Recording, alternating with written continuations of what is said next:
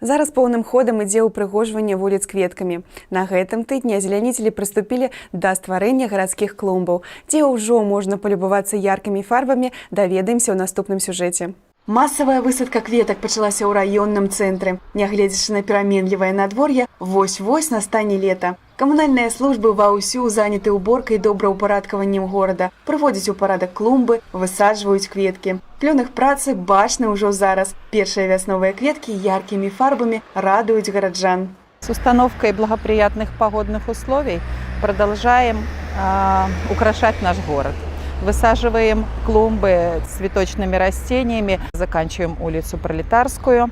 Надеемся, сегодня успеем высадить улицу Ленинскую, и далее будут производиться работы по улице Советской. Будут производиться работы по улице 70 год Великой Перемоги. Уже на сегодняшний момент высажено более 15 тысяч растений.